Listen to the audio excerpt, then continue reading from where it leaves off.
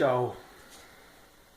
Takže toto video je pre teba, lebo neveríš, že tak sa to dá opraviť.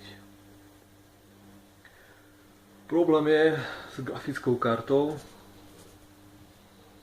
u notebooku,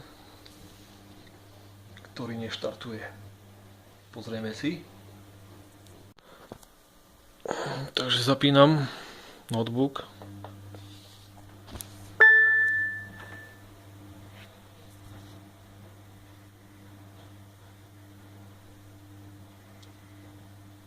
Hej, a nič. Zdroj svieti, disk nič.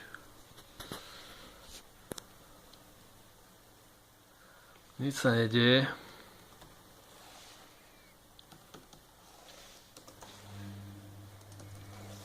Nič.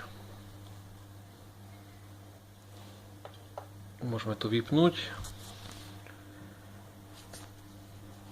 A skúsime to ešte raz.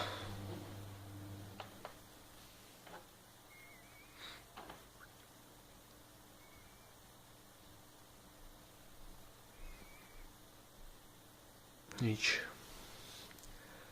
Takže ideme skúsiť ďalší spôsob. Takže rozobrali sme tu zo spodu a ideme piecť túto grafickú kartu. Predhriatu. Doska je pripravená. Na albale je pekne vonku, nálepky odstranené. Rúra 200 stupňov a ideme to piecť na 10 minút. Mi pomáha a doska je v peci.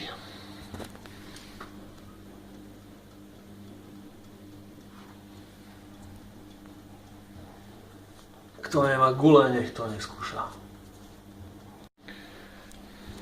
Tak, a dopiekli sme.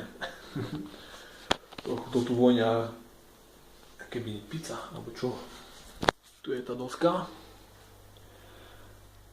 Vyzerá byť tak, ako sme ju vložili.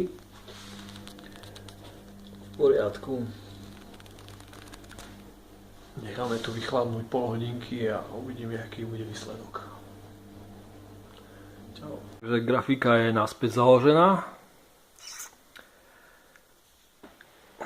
No a teraz hodina okamih pravdy.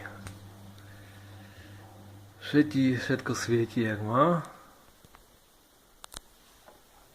Tak zapínam to a sledujte.